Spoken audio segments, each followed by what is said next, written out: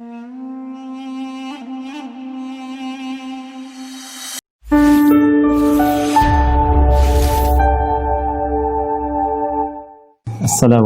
warahmatullahi wabarakatuh. Alhamdulillahi wa kafa, wassalatu wassalamu ala rasulillahil mustafa wa ala alihi wa sahbihi wa man wafa, wa ba'd. Faya ibadallah, ahbaballahi wa ahbab rasulihi sallallahu alaihi wasallam, usi nafsi wa iyyakum bitaqwallahi faqad fazal muttaqun, fala tamutunna illa wa antum muslimun. Faqala ta'ala, ya ayyuhalladzina amanu taqullaha haqqa tuqatih wa la tamutunna illa wa antum muslimun. Izinkan kami kemudian merinci dari apa yang tadi telah disampaikan dengan tiga aspek bahasan utama. Kita akan mohon izin mulai dengan muqaddimah tentang mengapa kita diciptakan. Kemudian yang kedua, apa korelasi antara penciptaan dan tugas kita sebagai manusia dengan Al-Quran. Kemudian yang ketiga, bagaimana kita bisa menampilkan pedoman hidup dalam Al-Quran terkait dengan misi kehidupan kita di muka bumi ini. Tiga ini yang mudah-mudahan bisa saya sampaikan dengan durasi waktu yang telah ditetapkan oleh panitia. Tadi ada sekitar 20 menit ya. Mudah-mudahan sampai 20 menit ini. Dan kalaupun boleh bisa disesuaikan dengan kultum, barangkali Ustaz Syamsi Ali ya, kuliah terserah antum gitu. Jadi waktunya bisa kita maksimalkan insyaallah. Baik, bismillahirrahmanirrahim. Mohon izin karena kita temanya Al-Quran, jadi saya akan mencoba mengurutkan topik bahasan kita sesuai dengan urutan-urutan dari ayat-ayat Al-Quran insyaallah. Kita mulai pertama terkait dengan kenapa kita diciptakan oleh Allah Subhanahu wa taala, apa tujuan utamanya, sehingga nanti kita bisa temukan hikmahnya dan korelasinya dengan Al-Quran. Seperti diketahui bahwa seluruh makhluk yang diciptakan oleh Allah Subhanahu wa taala, baik bernyawa ataupun tidak bernyawa, maka tujuan utamanya, puncak dari misi kehidupannya adalah untuk beribadah kepada Allah Subhanahu wa taala. Ini poin utamanya. Saat Allah menciptakan malaikat, ya, malaikat tidak diciptakan kecuali hanya untuk beribadah. Walaupun tugasnya bisa beragam. Ada yang bertasbih saja, bertahmid saja, bertakbis saja, Al-Baqarah ayat ke-30. Ada yang kemudian tugasnya memikul arsy saja, ada yang menurunkan wahyu, ada yang kemudian menurunkan rezeki dengan izin Allah. Tapi seluruh puncak dari tujuan penciptaan itu adalah dalam rangka taat kepada Allah Subhanahu wa taala tanpa maksiat sedikit pun. Quran surah ke-66 ayat yang ke-6. La ya'sunallaha ma amarahum wa yaf'aluna ma yu'marun. Jadi kalau kita ambil misalnya makhluk dalam konteks tertinggi sempurna diciptakan dalam arti tidak ada potensi untuk berbuat maksiat dan selalu ada dalam jalur ketaatan, yaitu malaikat. Malaikat pun tidak diciptakan oleh Allah kecuali tujuan utamanya untuk ibadah. Ya, pun demikian kita kembali kepada manusia ataupun juga dengan jin kalau kita ingin satukan keduanya, ya. Jin tentunya diciptakan sebelum manusia, jadi saya dahulukan ya, setelah malaikat kemudian jin, saya dahulukan sebelum manusia. Quran surah ke-15 Al-Hijr ayat ke-27. Wal janna khalaqnahu min qablu min naris samum. Ya, sedangkan jin itu kata Allah kami ciptakan sebelum manusia dari materi yang berbeda, dari api yang menyala-nyala. Baik, pun demikian dengan manusia setelahnya. Ya, wa idz qala rabbuka lil malaikati inni khaliqum basyara. Ketika Allah firmankan kepada para malaikat yang sudah tercipta sebelum manusia, pun sebagian kalangan jin yang hadir pada saat itu, kami akan mencipta makhluk baru, bukan malaikat, bukan jin, tapi basyar. Ya, satu dari 5 nama manusia yang umumnya disebutkan dalam Al-Quran pokoknya. Ya, basyar 35 kali disebutkan dalam Al-Quran, menunjuk pada sifat nafsunya. Ins disebutkan 18 kali berpasangan dengan jin, menunjuk pada sifat penampakan dan kelembutannya. Insan disebutkan 65 kali dalam Al-Quran, menunjuk pada totalitas aktivitasnya. Pun demikian dengan An-Nas disebutkan setidaknya 241 kali dalam Al-Quran, menunjuk sifat sosialnya. Dan Bani Adam ya disebutkan setidaknya 7 kali dalam Al-Quran, menunjuk genealogisnya yang tersambung pada Nabi Adam alaihissalam. Jadi manusia ketika difirmankan oleh Allah kepada malaikat dan jin, ya wa idz qala rabbuka lil malaikati inni khaliqum basyara, Ya. Jin dan manusia ketika diciptakan tidak lepas dari fungsi ini. Ya, ditegaskan di Quran surah ke-51 digabungkan ayat ke-56. Ya, paling kanan sebelah atas di mushaf standar Allah berfirman, "Wa ma khalaqtul jinna wal insa illa liya'budun." Ya, dan tidaklah aku ciptakan jin dan seluruh manusia itu kecuali tujuan puncak pokok, ya. Tujuan penciptaan itu adalah supaya mereka menjadikan seluruh aktivitasnya sebagai ibadah kepadaku, kata Allah. Ingat harakat akhir di ayat ini bukan pakai fathah. Ya, ya'buduni bukan ya'buduna. Ya, fi'il mudhari'nya di sini berharakat fathah, tapi di sana nanti ada ya yang menunjukkan kepada Allah. Ya, kemudian untuk takhfif dia dihilangkan diganti dengan harakat kasrah. Jadi jelas Allah memberikan kesan yang tegas bahwa seluruh fungsi penciptaan manusia tiada lain seluruhnya dalam rangka beribadah kepada Allah Subhanahu wa ta'ala. Nah, yang menarik adalah ketika Allah mendeklarasikan dan menginformasikan tentang khususnya manusia, ya, dalam konteks tugasnya untuk beribadah ini, maka diperjelaslah oleh Allah mengenai tempat dan misinya di mana dia akan beribadah, kemudian seperti apa misi yang akan diemban. Ini sangat menarik, ya. Itu disebutkan di Quran surah kedua Al-Baqarah di ayat ke-30, ya. Paling kiri sebelah atas di mushaf standar. Ya, Allah berfirman, perhatikan kalimatnya, ini sangat indah sekali. Antara penciptaan, pengenalan manusia kepada jin dan malaikat dengan pemberian tugasnya itu dibuka dengan kalimat yang sama, diksi yang serupa, tapi untuk menunjukkan makna yang berbeda. Ya, ingat, karena di Quran tidak ada pengulangan. Ya, ketika disebutkan yang seperti itu, yang serupa, maka kaidah tafsirnya, ya Dr. Amir Faisal, Ustaz Syamsi Ali lebih mengetahui, ya ta'sisan li ma'nan jadid. Ini untuk pengantar kepada makna yang baru, yang tidak sama dengan sebelumnya. Baik, di Quran surah ke-15, ayat ke-28, ketika Allah mencipta manusia digunakan diksi wa ibqala rabbuka lil malaikah. Ya, kemudian ketika memberikan misinya, dan di mana ditempatkan untuk menjalani misi ini, maka dibuka dengan redaksi yang sama. Wa idz qala rabbuka lil malaika.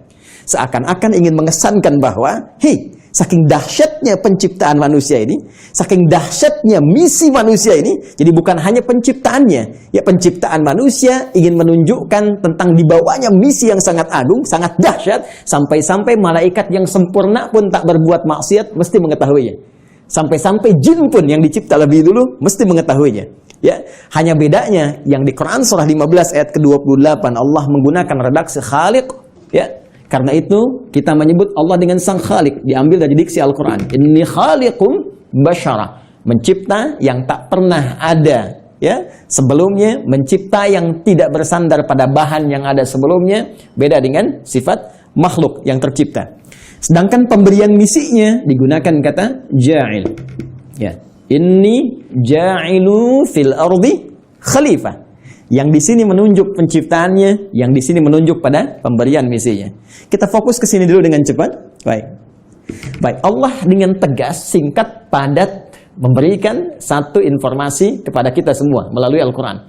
Kata Allah, aku infokan pada malaikat. Aku infokan pada jin yang sebelum kalian aku ciptakan mereka. Saking tingginya misi kalian, ya.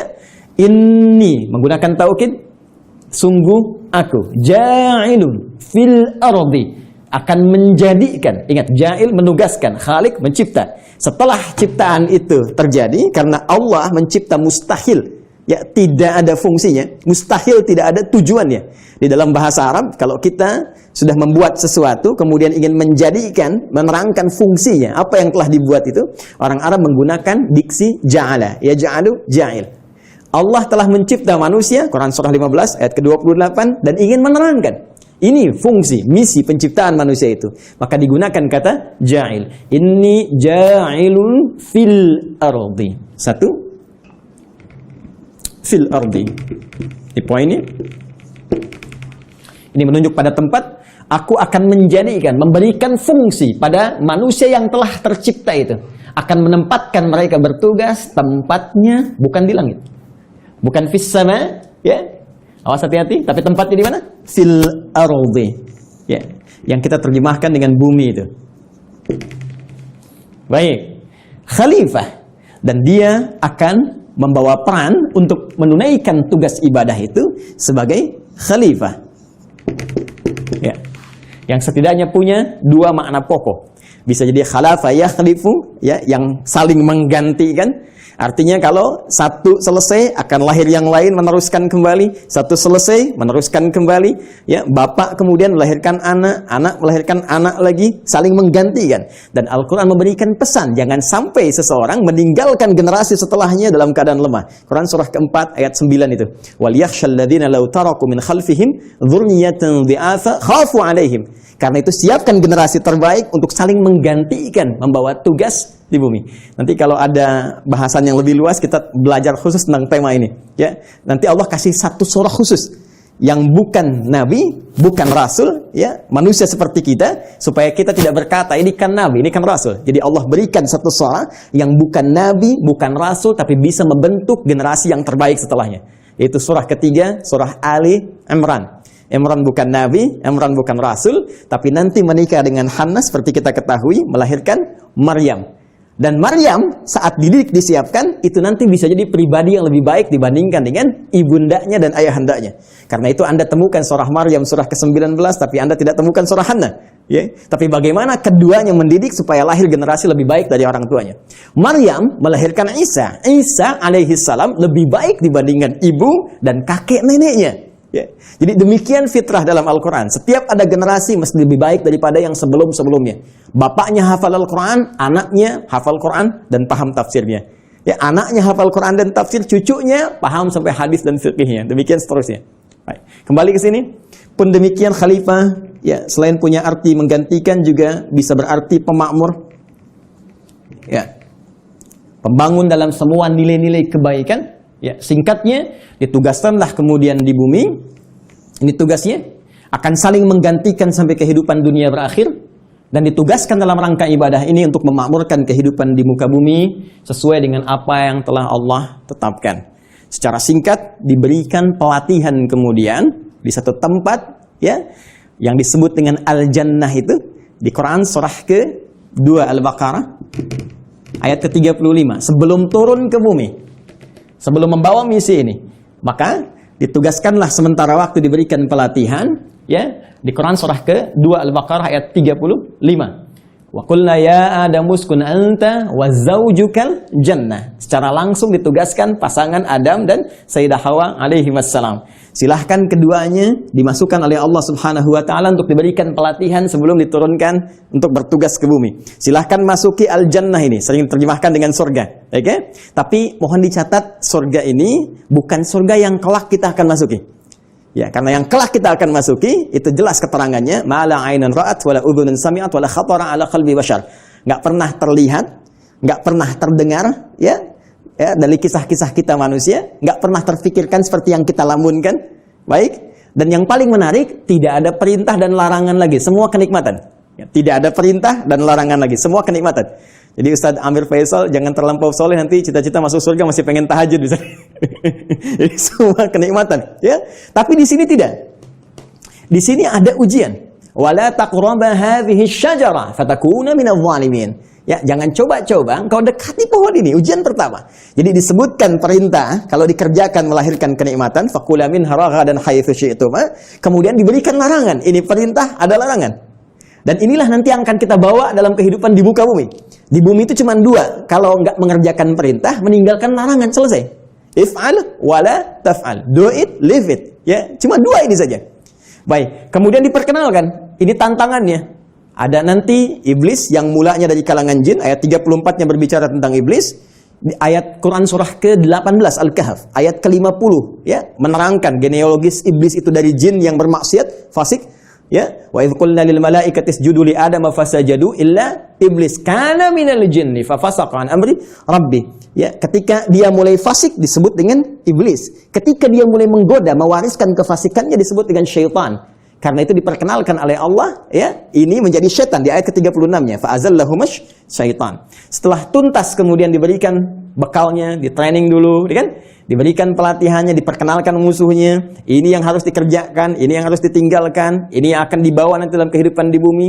Setelah siap itu semua, teman-teman sekalian, barulah diturunkan Adam alaihissalam beserta Sayyidah Hawa alaihissalam, keduanya untuk memulai tugasnya di bumi. Baik. Dan Kisahnya dimulai di sini. Quran surah kedua. Saya langsung ayat 38. Baik. Saya melompat sedikit ke kisah antara bagaimana perjuangan Adam alaihissalam melawan iblis atau setan itu. Saya langsung lompat dulu saja untuk mempermudah dan mempercepat kita sampai pada kuota waktu kita. Baik. Quran surah kedua. Ayat 38. Ya, paling kanan sebelah atas di mushaf standar bagi teman-teman yang terhubung dan membuka mushaf, ya. Perhatikan baik-baik. Qulna bitu minha jami'a. Sekarang sudah saatnya, kata Allah, kami firmankan.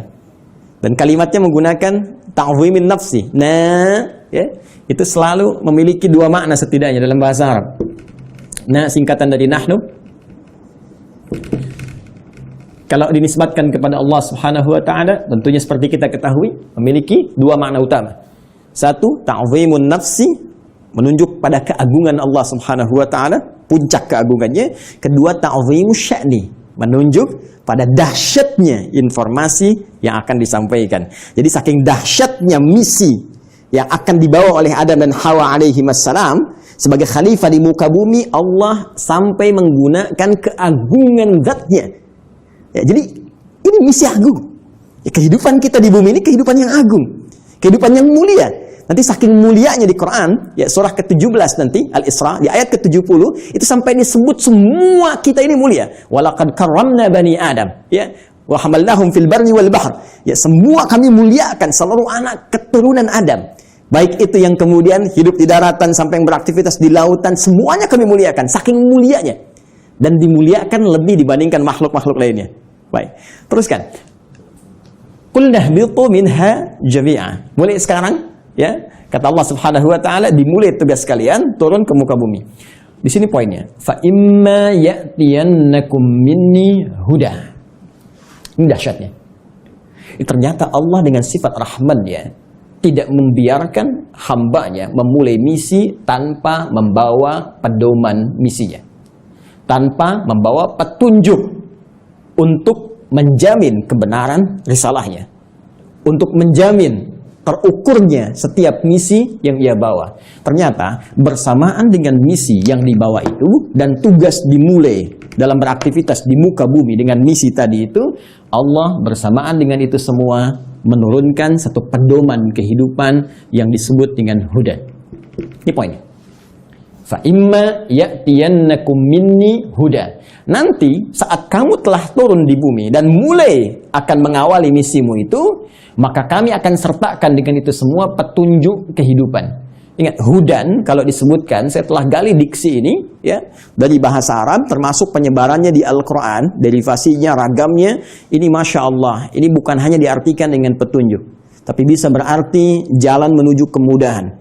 Bisa diartikan jalan menuju kesuksesan, bisa diartikan solusi dari segala kesulitan, bisa diartikan jalan untuk membuat kita bahagia dalam ibadah. Secara singkat, kalau kita kumpulkan diksi hudan dalam Al-Quran, secara singkat seluruh arahnya itu mengarah kepada pedoman kehidupan.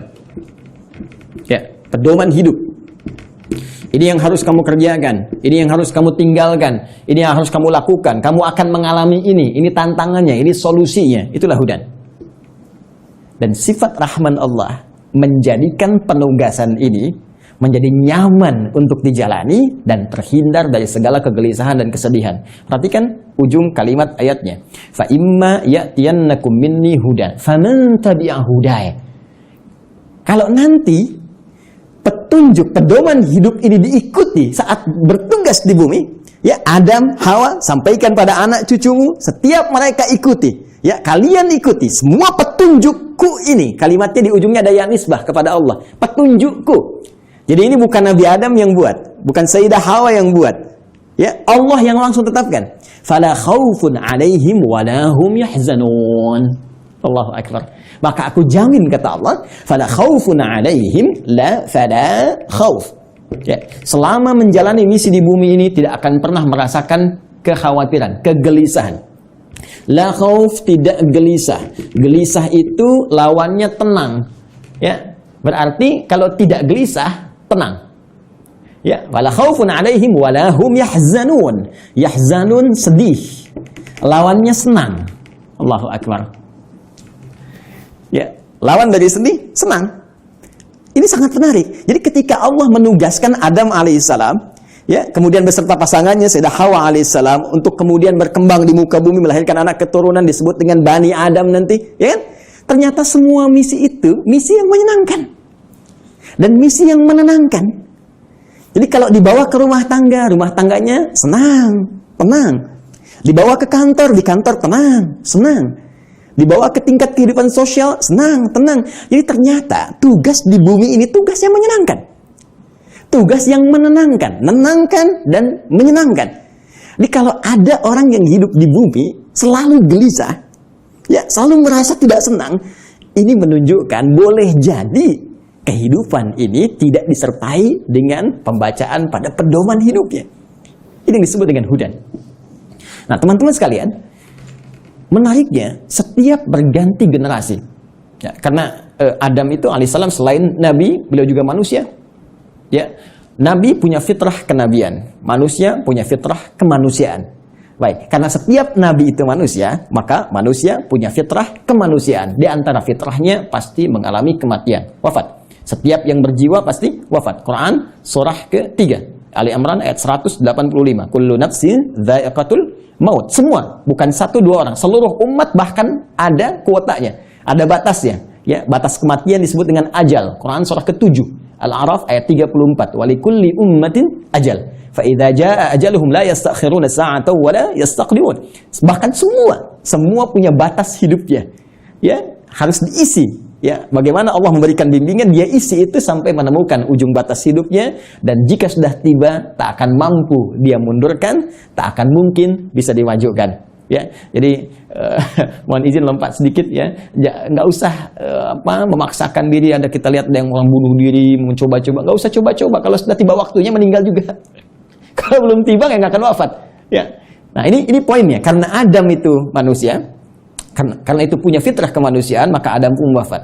Ya, setelah itu mewariskan anak keturunan Quran surah ke-4, ya, ayat yang pertama, ya ayuhan nasu taqu rabbakumul ladzi khalaqakum min nafsin wahidah wa khalaqa minha zawjaha wa batha minhuma rijalan katsiran wa nisaa.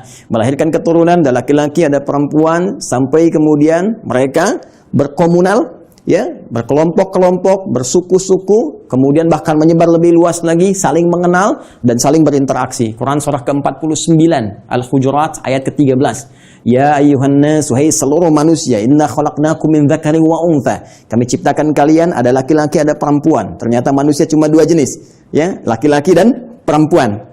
Awas, hati-hati, ya. Wa ja'alnakum syu'uban wa qabaila. Kemudian setelah itu kami jadikan kalian, ya, syu'uba, berkelompok-kelompok, membentuk satu komunitas dari keluarga ke masyarakat, RT, RW sampai negara sampai benua dan sebagainya. Wa qabail, ada suku-sukunya, tujuannya lita'arafu, untuk saling membangun sinergi, membangun link, saling mengenal, dan dengan itu membawa misi kekhalifahan yang tadi disebutkan. Ya, inna akramakum indallahi atqakum. Yang paling mulia di antara kalian yang meningkat nilai kebaikan yaitu takwanya. Poinnya, Adam wafat, manusia jadi berkembang, dan setiap perkembangan ini pasti akan terpengaruhi oleh lingkungan di mana mereka beraktivitas. Kullu mauludin yuladu 'alal fitrah, ya, fa abawahu yahwidanihi aw yunasranihi aw yumajjisanihi. Semua yang terlahir itu baik, cuma lingkungan nanti yang membentuk dia bisa berubah bahkan menjauh dari Allah Subhanahu wa taala. Dalam konteks ini, saya ingin cepat, saking sayangnya Allah kepada kita semua, Allah tidak menginginkan seluruh manusia yang hidup di bumi mengalami kebuntuan dalam membawa misinya dan bahkan mengalami kegagalan. Yang Allah inginkan semua konsep tadi senang dan tenang. Maka di setiap pergantian generasi itu, maka Allah utuslah kemudian seorang rasul, ya, utusan, seorang nabi yang membawa kembali pedoman-pedoman yang dahsyatnya sesuai dengan era dan masa yang dialami. Nabi Adam selesai, muncul Nabi Nuh. Nabi Nuh kemudian membawa risalah. Nuh selesai, muncul Nabi lainnya. Terus sampai ke Nabi Muhammad sallallahu alaihi wasallam. Menariknya, teman-teman sekalian, seluruh Nabi dan Rasul yang diutus oleh Allah Subhanahu wa taala, yang membawa pedoman hidup bagi masyarakatnya, bagi umatnya yang diarahkan sesuai dengan masanya itu, semua petunjuknya, pedomannya diberi nama dengan nama utama yang serupa, yaitu hudan. Silakan Anda cek. Kita ambil yang paling dekat lah ke masa Nabi Muhammad SAW. Nabi Isa, Nabi Musa alaihi wassalam. Nabi Musa misalnya, ini yang paling populer yang banyak disebutkan dalam Al-Quran. Ya, saya sebutkan dekat itu bukan dekat dalam konteks masa waktu, tapi dekat dalam konteks sering banyak disebutkan sehingga sering didekatkan. Ya, 3 nabi ini yaitu Nabi Musa, Nabi Isa dan Nabi Muhammad SAW yang mewakili banyak kisah dalam Al-Quran. Nabi Musa, kitabnya Taurat. Ya. Taurat ketika disifati oleh Allah Subhanahu wa taala menjelaskan fungsinya, maka tidak jauh dengan diksi ini, hudan. Buka Al-Qur'an surah ke-17. Al-Isra, ayat yang kedua. Wa ataina Musal kitaba. Dan telah kami berikan kepada Musa kitab. Itu Taurat. Ya kan? Apa fungsinya? Wa ja'alnahu hudan li bani Israil. Dan kami jadikan Taurat itu isinya adalah pedoman kehidupan bagi Bani Israel. Karena Nabi Musa diutus hanya satu kalangan saja, komunitas tertentu saja. Di kalangan Bani Israel, maka pedomannya dikhususkan untuk itu. Jadi nanti yang menariknya dalam satu era, itu bisa ada misalnya 2 rasul diutus. Ya, karena distriknya beda. Ya. Seperti kisah Nabi Ibrahim dengan Nabi Lut misalnya ya. Nabi Ibrahim dengan Nabi Lut kan di Quran surah ke-51 itu ya, ketika kita masuk ke ayat ke-30 dan seterusnya itu Nabi Ibrahim dikunjungi para malaikat. Di ayat 24-nya hal ataka haditsu dhaifi Ibrahim al-mukramin. Pernahkah engkau dengar kisah ketika Nabi Ibrahim dikunjungi para malaikat? Tujuannya sebetulnya bukan ke Nabi Ibrahim, tapi akan datang ke Nabi Lut ya alaihi salam untuk mengabulkan tuh permohonan dalam tanda petik umat yang menantang azab. Jadi ketika akan datang ke situ mengadab, mampir dulu ke tempat Nabi Ibrahim dengan hikmah tertentu. Jadi di satu masa bisa ada 2 nabi dan rasul yang bertugas di wilayah yang berbeda. Nabi Musa alaihi salam itu tugasnya untuk Bani Israel. Diberikan panduan disebut dengan Taurat dan disifati dengan hudan. Pedoman kehidupan. Betapa inginnya Allah umat di zaman itu senang dalam menghadapi misi, menunaikan ibadahnya dan tenang dalam menjalankan itu semua. Berganti secara cepat Nabi Isa alaihi salam meneruskan risalah Nabi Musa setelah melewati fase-fase tertentu. Jaraknya sekitar 600 tahun ke Nabi Muhammad sallallahu alaihi wasallam. Nabi Muhammad ke Nabi Musa sekitar 2000 tahun. Nabi Isa alaihi salam ketika meneruskan risalah Nabi Musa alaihi salam berarti tugasnya sama. Ya, kepada Bani Israel. Jadi bukan kepada seluruh kalangan manusia, hanya untuk Bani Israel saja, terbatas. Wilayah sebagian di Palestina saja. Ya, jadi kalau sampai ke Indonesia agak kejauhan, ya, cuma di sana saja. Bani Israel diberikan kitab Injil, karena itu Taurat dan Injil sering disatukan. Ya, Quran surah ketiga misalnya, penyebutan pertama untuk Taurat dan Injil. Ya, di ayat yang ketiga, Nazzala 'alaikal kitaba bil haqqi musaddiqan lima baina yadayhi wa anzalat Taurata wal Injil. Ketika Injil diberikan kepada Nabi Isa alaihissalam sebagai kitab pedoman kehidupan, itu pun disifati sama kalimatnya dengan hudan. Buka Quran surah ke-5 Al-Maidah ya, di ayat ke-46. Ya, silakan lihat di pertengahannya. Wa atainahul injil fihi hudaw wa nur.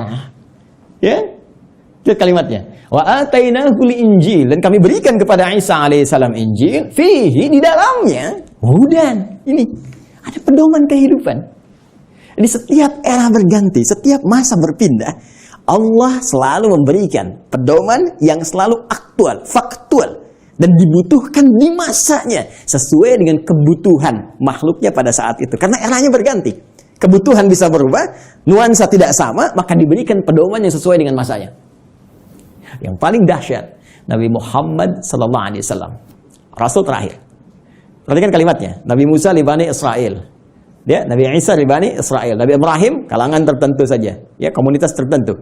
Kemudian Nabi Lut juga demikian. Sebelumnya Nabi Nuh, ya, membawa risalah. Rasul pertama Nabi Nuh alaihissalam, komunitas yang terbatas. Nabi Muhammad sallallahu alaihi wasallam, karena beliau ditugaskan sebagai rasul pamungkas, penutup. Kalau penutup berarti risalahnya harus sampai berakhir kehidupan dunia. Namanya penutup. Karena tidak ada rasul setelah beliau, tidak ada nabi lagi. Karena itu risalahnya harus bertahan abadi sampai kehidupan berakhir. Maka diturunkanlah oleh Allah yang paling spesial. Karena spesialnya ini menyifati segala hal yang tadi disebutkan. Harus sampai bertahan sampai kehidupan berakhir. Harus beda dengan yang sebelum-sebelumnya. Harus punya mukjizat yang lebih dahsyat. Karena itu yang terakhir ini, karena sifatnya harus bertahan sampai akhir zaman, dia harus lebih daripada yang sebelumnya. Harus bertahan. Tidak boleh ada celahnya. Ya, tidak boleh ada perubahan-perubahan. Ya, yang harus terjaga dari lafadznya, katanya dan sebagainya. Semua harus unggul.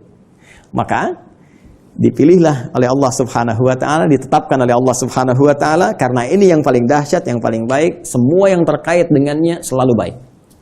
Silakan cek. Yang dipilih turun membawa risalah ini, membawa wahyu ini, ya teman-teman sekalian, dari kalangan malaikat Jibril alaihissalam. Ketika dipilih langsung naik statusnya menjadi Sayyidul Malaika, Ruhul Amin. Nabi Musa punya teman, setiap rasul di bumi punya teman rasul dari langit. Nabi Musa punya teman Malakul Maut. Ya. Baik, Nabi Muhammad SAW punya teman malaikat Jibril. Malaikat Jibril ketika ditugaskan menyampaikan risalah yang akan dibawa kepada Nabi Muhammad SAW, maka langsung naik status jadi Sayyidul Malaika. Diturunkannya, teman-teman sekalian, di hari Jumat. Ya, hari Jumat, harinya naik status langsung menjadi apa? Sayyidul Ayyam. Yang dipilih menerima ini Nabi Muhammad SAW langsung naik status jadi Sayyidul Anbiya wal Mursalin. Bulannya, ya bukan main-main. Bulannya bulan Ramadan. Ya, bulan Ramadan. Perhatikan baik-baik. Jumat naik status, Jibril naik status, Muhammad SAW naik status. Bulannya Ramadan langsung naik status jadi Sayyidul Syuhur. Bulan yang sangat dimuliakan. Saking mulianya hanya turun satu malam yang penuh dengan keberkahan hanya di bulan itu saja. Untuk apa? Untuk mengagungkan risalah terakhir yang dibawa. Karena itu nanti surah ke-97, surah yang menyebut keutamaan malam Al-Qadar itu akan disandingkan dengan turunnya wahyu yang sangat istimewa untuk menunjukkan keagungan risalah dan wahyu terakhir yang akan diturunkan pada Muhammad SAW. Tiada lain, tiada bukan, itulah Al-Quran. Inna anzalnahu fi Lailatul Qadar. Ya, sungguh dengan segala keagunganku aku akan berikan informasi yang sangat dahsyat. Inna, aku tegaskan, aku kuatkan, ya, anzalnahu fi lailatul qadar. Kami turunkan Al-Qur'an itu di malam Al-Qadar. Baik, teman-teman sekalian, fokus di sini.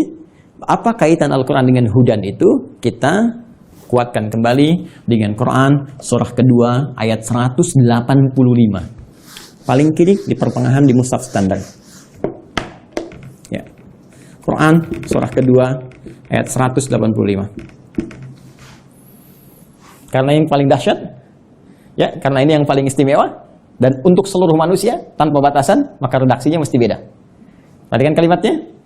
Syahrul Ramadan alladzi unzila fihil Qur'an. Ya, di bulan Ramadan yang kalian menunaikan puasa itu, saat itulah diturunkan Al-Quran. Tadi kita katakan, tersepakati Al-Quran turun di bulan yang sangat mulia yaitu Ramadan. Quran surah kedua ayat 185. Allah perkenalkan nama kitab, wahyu, pedoman hidup yang diturunkan pada Nabi yang paling istimewa untuk semua manusia sampai akhir zaman, yaitu Al-Quran. Apa tujuan Al-Quran diturunkan? Teruskan ayatnya. Hudal linnas. Tetap tidak akan terpisahkan dari diksi ini, hudan. Dan dahsyatnya bukan libani kita, li umat kita, linnas. Ini poin. Ini bedanya. Kata Allah diturunkan di waktu yang sangat istimewa itu, ya, Al-Quran tujuan utamanya untuk menjadi pedoman hidup. Pedoman hidup. Pedoman hidup artinya pedoman yang dibawa dalam kehidupan. Ya, Anda mau zoom saja sekarang, tak tahu pedomannya, Anda nggak bisa zoom. Itu yang simple. Sekarang Anda mau hidup yang lebih kompleks kita jalani, nggak bawa pedoman, ya nggak, mustahil kita jalani dengan tenang. Mustahil kita akan jalani dengan benar. Ya, jadi ini pedoman kehidupan kita. Artinya semua yang dialami dalam kehidupan itu ada di sini sih ya. Al-Quran. Dan dahsyatnya linnas, untuk semua manusia tanpa batas. Perhatikan diksi Al-Quran. Al-Quran tidak menyebutkan bashar, ya, yang menunjuk pada nafsu, kecenderungan bagaimana mengelola nafsu dan bagaimana keadaan tampilan fisik yang baik. Tidak menyebut tentang al-ins, tunggal. Tidak menyebut insan, ya. Tidak menyebut juga Bani Adam, tapi menyebutkan dengan kalimat yang luas sifatnya dengan diksi universal. Linnas, untuk semua manusia yang pernah hidup di bumi. Ya, di era Nabi Muhammad SAW sampai dengan kehidupan berakhir. Jadi ternyata semua misi hidup kita, aktivitas kita, dari bangun tidur sampai dengan tidur lagi, setiap kita beraktivitas, dari semua tantangan yang kita hadapi, baik itu sedang sendiri ataupun sedang berpasangan, berumah tangga, berkehidupan sosial, itu ada di sini semuanya. Baik, mohon izin. Sampai di sini bisa disimak ya, bisa dipahami. Baik, saya mohon maaf saya terlalu cepat. Al-Imam Syamsi Ali, Al-Ustaz. Tidak, Ustaz. Tidak ya? Masih ada waktu? Masih silakan. Masih, Ustaz, masih. Oh, masih. Karena ini baru mukaddimah ini. Fadhal, Ustaz. Fadhal, ini semakin haus. Baik, mohon maaf Mbak Ima ya, ini baru mukaddimah ini. Kita belum turunkan jadi pedoman. Ya, baik. Jadi sampai di sini teman-teman sekalian, kita bisa memahami bahwa ternyata semua isi kehidupan kita ada di sini. Ya. Silakan kalau tidak percaya, kita cek, ya. Mohon izin nggak perlu dicatat ya, karena ini direkam, nanti bisa diulang kembali. Saya baca dengan cepat karena keterbatasan waktu. Ya, bahkan kita dari sejak mulai terlahir, ya, sampai kita wafat, sampai pasca wafat, itu semua diinfokan di sini. Ada semuanya. Dan silahkan bandingkan dengan kitab apapun yang ada di muka bumi sampai dengan saat ini. Tidak akan ada yang pernah seperti Al-Quran. Ya, saya berikan 3 saja yang sangat menarik ya. Pertama, seluruh hal yang akan kita alami sudah dirangkum dengan sempurna dalam Al-Quran dan nanti dijelaskan detailnya oleh Nabi Muhammad SAW. Nanti bagian terakhir saya kaji dan kita akan sama-sama nikmati bersama. Ya, saya beri contoh misal. Mohon maaf, sejak masa dalam kandungan itu Al-Quran sudah menerangkan ya bagaimana proses yang terjadi dalam kandungan. Detail secara fisiknya, secara umum disampaikan di Quran misalnya surah ke-22 di ayat yang kelima. Bahkan pergerakan janinnya secara umum, ya dari mulai kandungan lemah ke berat sampai diisi apa doa yang harus dibacakan, apa yang harus dilakukan supaya nanti bayinya terlahir dalam keadaan baik, disebutkan di Quran surah ke-7 ayat 189. Bahkan diberikan bocoran antara hubungan kita membangun komitmen dengan Allah yang akan menuhankan Allah sejak saat ruh kemudian ditanamkan sampai kita terlahir sampai wafat. Quran surah ke-7 ayat 172. Ketika terlahir, apa yang pertama kali diberikan oleh seorang ibu? ASI pun diberikan dengan tegas langsung, ya. Di Quran surah kedua ayat 233, wal walidatu yurdina auladahunna haulaini kamilaini. Ya, bapaknya dikasih, nih, ini tugas pokok bapak yang baru punya anak. Ini yang harus dikerjakan, ini ibu yang harus dilakukan. Ya, kemudian bergerak dari situ diberikan pendidikan dini supaya membangun kedekatan dengan Allah baik terhadap kedua orang tua, punya akhlak yang mulia. Quran surah ke-31 dari ayat 13 sampai dengan ayat 19-nya. Dari situ dia mulai belajar bagaimana cara belajar yang baik, bagaimana memahami, bagaimana bisa kembali mengajarkan itu kepada masyarakatnya. Quran surah ke-9 ayat ke-122. Kemudian diberikan sifat, jangan sampai dia belajar lupa dengan Tuhannya, harus seimbang antara ibtek dengan ibtaknya. Itu ada di Quran, teman-teman sekalian, di surah Al-Mujadalah, ya, di ayat yang ke-11. Kemudian setelah itu dia berkembang lagi. Ya, dia mencari lagi. Kadang-kadang ada yang pergi ke tempat lain, mengenal suasana yang berbeda, bertemu dengan orang banyak, bersuku-suku, bisa merantau ke berbagai tempat. Quran surah ke-49, ayat yang ke-13.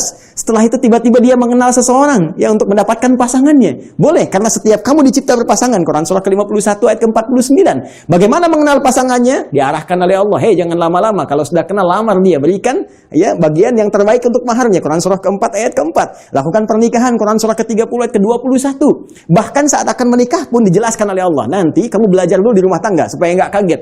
Ini tugasmu laki-laki begini, tugas perempuan begini. Quran surah ke-4 ayat 34. Bahkan kalau ada persoalan begini cara menyelesaikannya sampai di ayat ke-35-nya. Kemudian diberikan tugas, ayah, kamu akan mulai mencari nafkah. Begini cara mencari nafkah yang standar. Quran surah kedua ayat 168. Kalau kamu ingin cepat, baru bergerak sedikit, rezekimu diberikan keberkahan. Quran surah kedua ayat 172. Kalau kamu belum bergerak, mengamalkan amalan ini, Allah berikan kemudahan rezeki kepadamu. Quran surah ke-7 ayat ke-96. Tapi jangan khawatir, ketika engkau bisa mensyukuri semua nikmat itu akan tambah nikmatnya. Quran surah ke-14 ayat ke-7. Tapi kamu jangan lupa, kamu bekerja mungkin akan menghalangi tantangan. Ada yang tidak suka, ada yang akan menyingkirkan, menyungkurkan, ada tantangan. tantangannya. Ya, pelajari dengan sempurna. Ini loh secara umumnya dari mulai ringan sampai berat. Quran surah kedua ayat 214. Ya, kemudian rinciannya Quran surah kedua ayat 155 sampai 157. Cara menyelesaikannya Quran surah ketiga ayat 142. Kalau kamu bekerja, kamu lelah, tiba-tiba kemudian kamu sakit, merasa nggak enak, nyaman, ada zikir Nabi Ibrahim, Quran surah ke-26, ayat ke-80.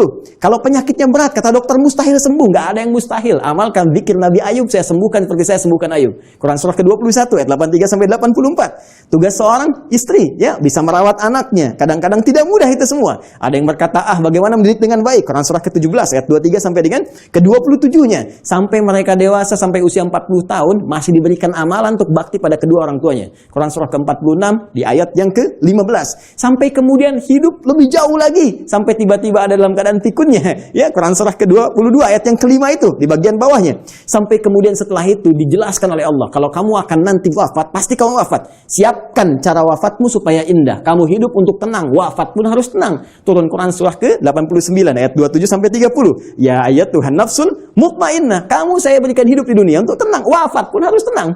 Ya, kemudian setelah itu apa yang terjadi? Anda akan mengalami situasi di alam kubur, dijelaskan lagi. Ya, bahkan jelas. Afala ya'lamu idza mu'tarama fil kubur. Setelah itu disampaikan situasi di dalamnya. Bisa kamu siapkan sejak di dunia. Ini loh yang paling bagus. Ada layanan dengan semua keberkahan, kenikmatan, sampai-sampai dia akan menyampaikan kepada orang yang belum wafat. Kalau bisa kerjakan ini, kalau mampu kerjakan supaya kamu cepat nyusul. Di sini enak, lebih enak daripada di situ.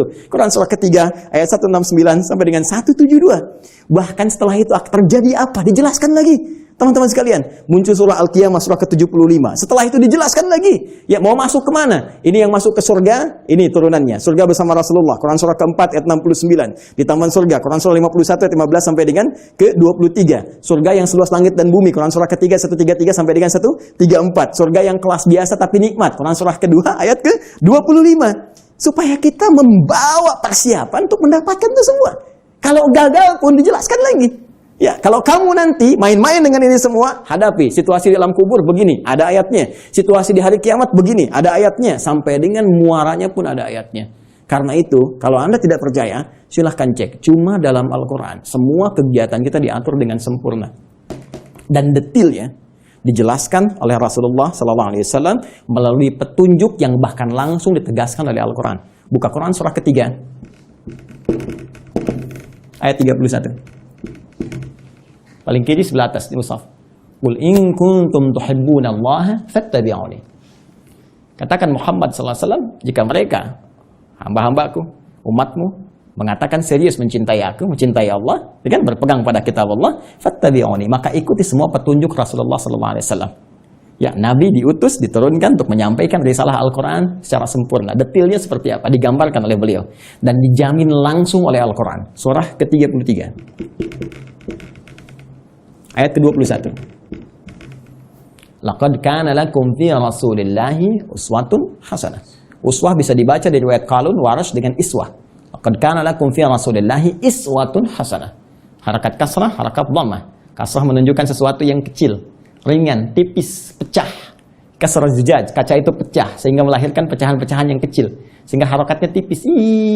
Dan ya, dhammah, sesuatu yang terkumpul, yang dhammah yang dhammu besar.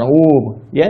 Jadi yang melekat pada Rasulullah itu jangankan ya yang besar-besar, yang dahsyatnya, yang sholat malamnya sampai bengkak-bengkak, yang bagaimana pahala dengan sedekahnya, ya luar biasa diberikan, bagaimana perhatiannya pada umat. Bahkan yang kecil-kecilnya pun kalau diikuti akan jadi teladan dalam kehidupan. Jadi uswah itu ya keteladanan yang bila diikuti, yang mengikuti menjadi teladan lagi, yang saling terwariskan.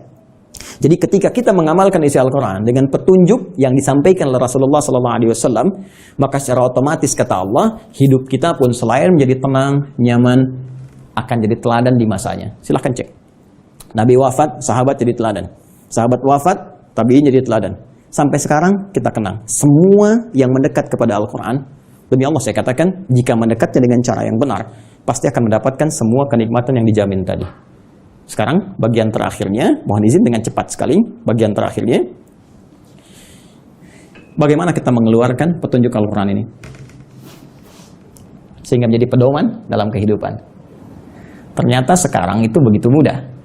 Dulu zaman Rasulullah, sahabat berjuang, ya mengatasi banyak persekusi, bahkan ada yang dieksekusi dan sebagainya. Bahkan belum ada media seperti sekarang, ya. Ada yang tinggal ngeklik saja keluar informasinya dan sebagainya. Tadi Ustaz Amir Faisal sudah menyampaikan, ya. Perjuangannya sangat berat. Tapi yang paling menarik, ternyata dari perjuangan yang sangat berat dan dahsyat itu yang terwariskan pada generasi setelahnya. Zaman sahabat banyak menghafal, mengajarkan, menyebar, tabiin menghafal dan seterusnya. Itu membawa manfaat yang besar bagi kehidupan kita. Karena semua detil penjelasan dari Al-Quran ini ternyata sudah dirinci langsung selama kurang lebih 23 tahun melalui seluruh keterangan yang melekat pada Rasulullah SAW, baik dari perkataannya, perbuatannya, tindakannya, sifat, sikap, dan segala bahkan diamnya disebut dengan takdir. Ya, semua yang melekat pada Rasulullah disebut dengan hadis. Jika dipraktikkan dalam kehidupan, jadi jalan kehidupan disebut dengan sunnah. Maka di sini kita mengenal istilah Al-Quran, kemudian sunnah untuk tafsiran segala pedoman hidup yang dipraktikkan dalam kehidupan. Maka teman-teman sekalian, kalau kita rinci penjelasan ini dengan menggabungkan dua saja, menurut langsung perintah Allah Subhanahu wa taala, Al-Quran dan As-Sunnah, kita akan temukan detil pedoman kehidupan kita di sini keseluruhannya. Kalau tidak percaya, sekarang mari kita cek, ya. Ini sudah kita pahami. Gambaran pedoman kehidupan umumnya. Detailnya ada di sini. Tadi saya katakan, semua pedoman ini yang terkait dengan keterangan Nabi SAW, kemudian diwariskan pada sahabat, sahabat mengajarkan pada tabi'in, di masa-masa setelahnya, selain ada yang menghafal, ada juga yang menuliskannya. Dan tulisan ini sampai kepada kita, dikenal dengan kitab-kitab hadis. Ya, atau kitab-kitab sunnah, kutubus sunnah atau kutubul hadis. Banyak orang mempersepsikan bahwa kitab-kitab ini hanya bacaan semata. Kalau kita gali lagi, itu Masya Allah. Ya, sampai hari ini saya begitu mengagumi para ulama hadis itu ternyata bukan sekedar mengumpulkan segala yang terkait dengan Nabi, tapi mereka sekaligus menyusun itu semua sebagai pedoman kehidupan untuk kita. Dan dibuat bab-bab sesuai dengan apa yang akan kita jalani dalam kehidupan. Ya. Saya beri contoh misal, yang paling populer, ya Sahih Al-Bukhari. Ya, Sahih Al-Bukhari itu kan nama aslinya, masih ingat? Ya, Al-Jami' As-Sahih Al-Musnad Al-Mukhtasar min umuri Rasulillah sallallahu alaihi wasallam wa sunanihi wa ayyamihi. Ya, coba ulangi. Al-Jami' As-Sahih. Ya, kitab hadis kan umumnya ada 4 kan? Ya, ada Jami', ada Sunan, ada Musnad, ada Mu'jam kan? Ya, dan setiap penamaan ini ada makna. Al-Jami' itu kumpulan yang komprehensif. Umum, sifatnya masih luas, ya, mencakup segala aneka kegiatan. Baik, kalau sudah sunan itu kitab fikih, ya, hadis yang disusun dengan urutan fikih. Jadi kitab hadis disusun dengan urutan fikih. Sunan Abu Daud fikih, bab taharah, seterusnya sampai dengan selesai. Taharah, salat, puasa dan seterusnya. Ya, Musnad disusun berdasar periwayatnya.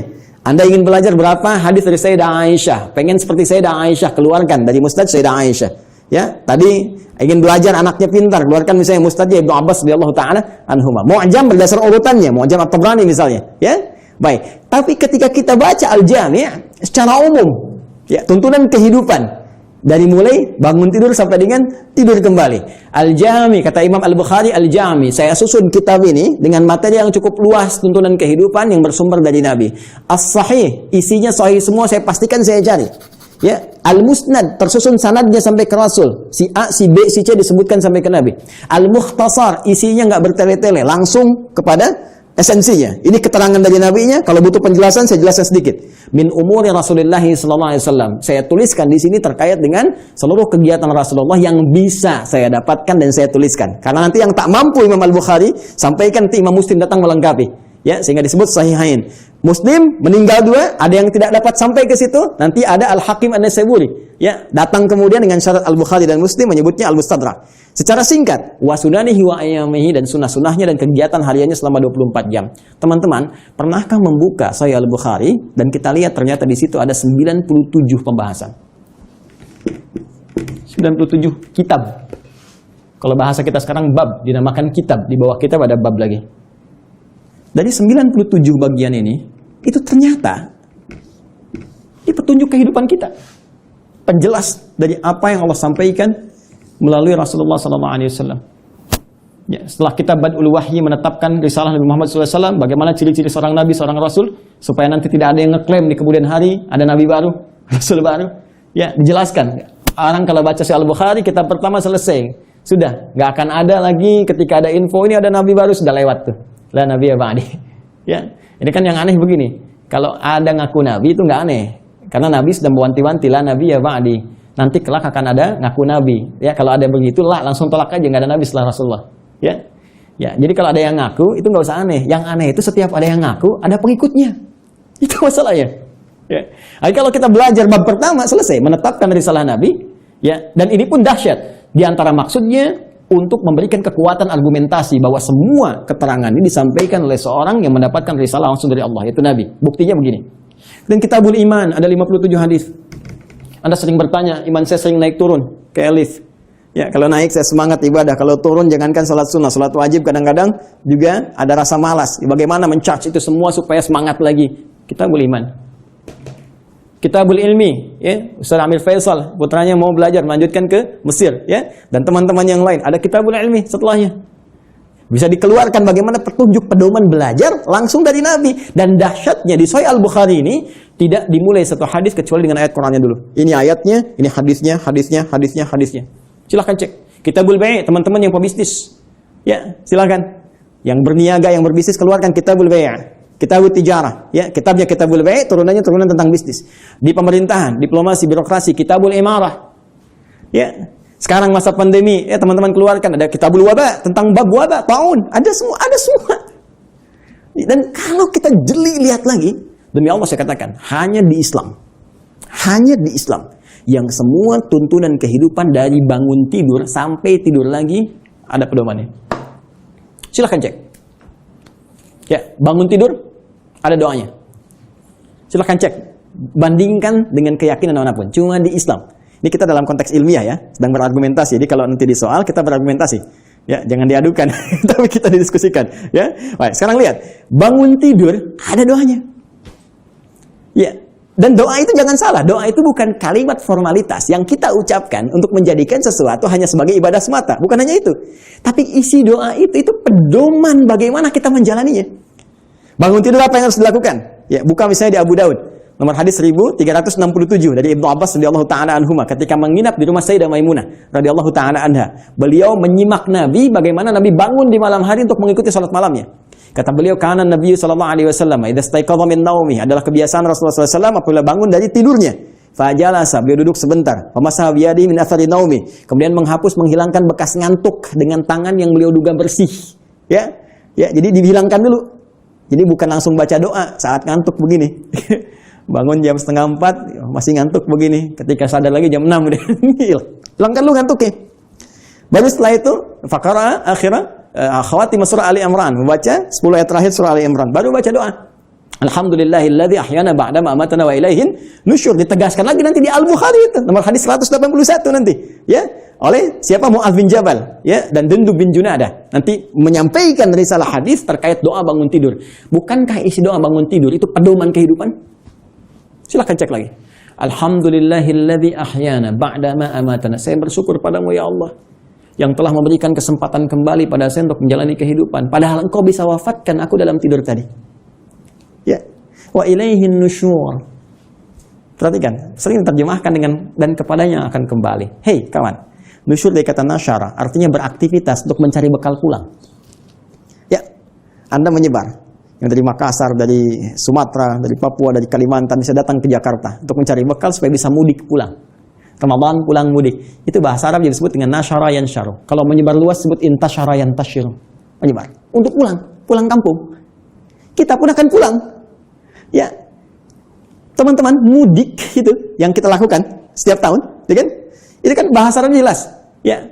Waktunya disebut mi'ad, tempatnya disebut ma'ad. Kita itu pulang kepada Allah. Quran surah 3 ayat 9. Innallaha la yukhliful mi'ad. Pasti kita pulang. Allah nggak mungkin menyalahi janjinya. Tempatnya disebut dengan ma'ad, tempat pulangnya. Ibnu Qayyim al-Jauziyah punya kitab Zadul Ma'ad. Kita pasti pulang. Karena itu, saat bangun dari tidur, kita berjanji kepada Allah, ya Allah, hari ini saya akan cari bekal lebih baik daripada hari sebelumnya. Supaya kalau saya pulang hari ini, keadaan pulang saya lebih baik, ya Allah. Makanya diajarkan sebelum tidur kita evaluasi diri. Nabi evaluasi hari ini apa yang dikerjakan, besok merencanakan. Turun Al-Insyirah surah ke-94 itu, fa idza faraghta fansab ila rabbika farghab, ya. Disiapkan dari sekarang. Apa yang mau dikerjakan besok? Ayo teman-teman, saya cek ya.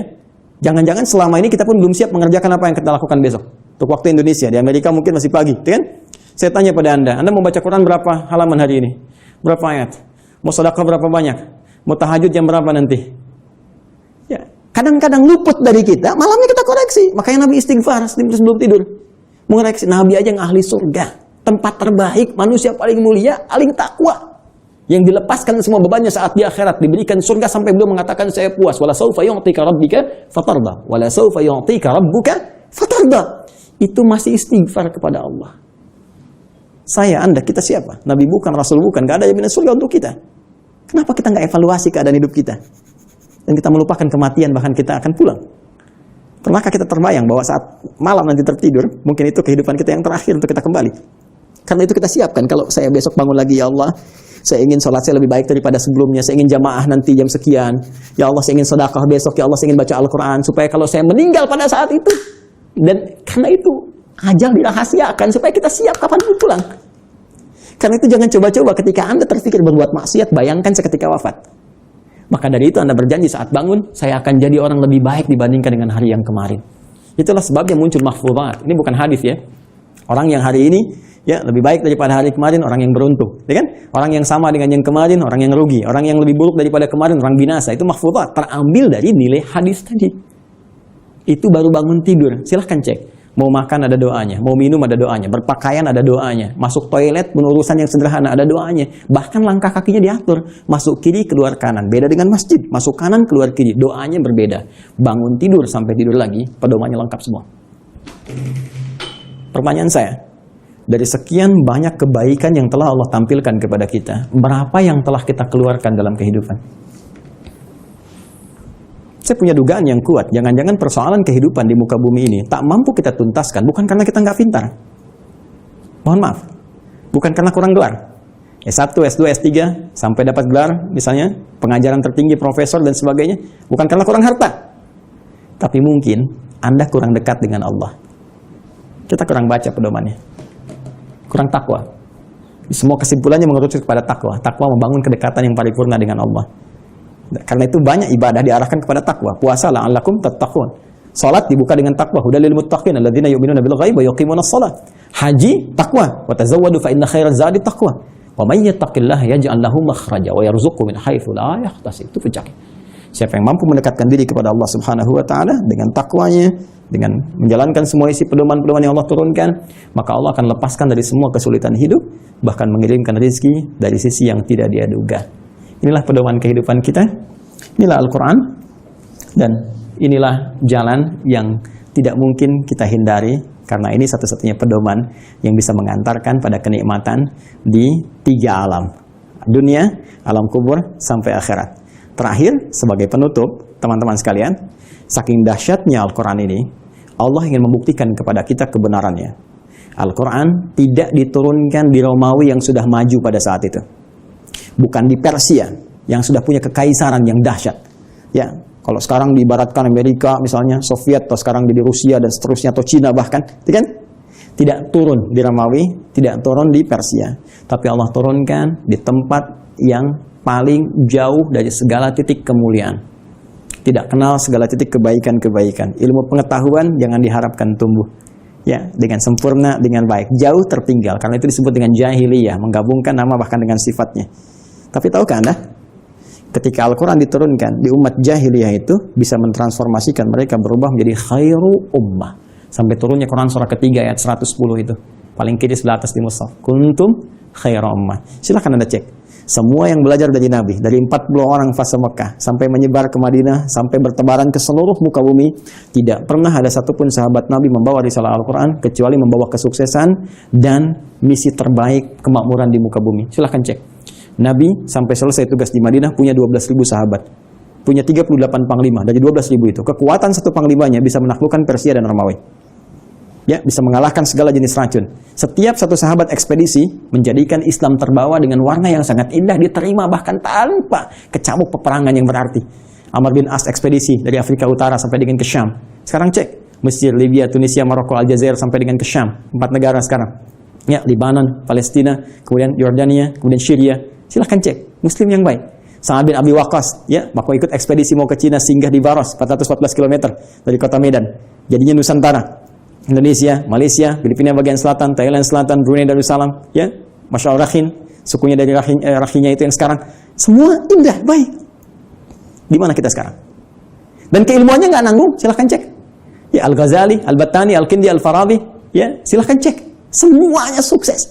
Jadi mau jadi ilmuwan, sukses. Mau jadi diplomat, sukses. Jadi birokrat, sukses. Semua itu tercantum dalam Al-Quran. Dan satu-satunya kitab yang tidak pernah mengalami perubahan. Zaman Abu Jahal dulu dibaca Alif Lam Mim, sekarang pun tetap Alif Lam Mim. Silakan, strukturnya sempurna, segalanya sempurna. Itulah Al-Quran. Tinggal pertanyaannya, tantangan langsung dari Allah, sejauh mana kita bisa meyakini semua ini untuk menerapkan pedoman tadi, mempelajarinya, mengamalkannya dalam kehidupan kita sesuai dengan kebutuhan kita. Membaca baik, memahami mulia, menghafalkan dahsyat. Tapi intinya tidak harus dituntut untuk bisa memahami seluruh isinya. Cukup Anda sekarang, maaf sekali, yang pokok apa? Bawa itu semua. Sekarang tugas dunianya apa? Passionnya apa? Keluarkan petunjuknya, lihat Qurannya, lihat hadisnya, dalami itu, amalkan. Setelah itu, perhatikan, bedakan rasanya, rasakan bedanya, pasti akan terasa bedanya.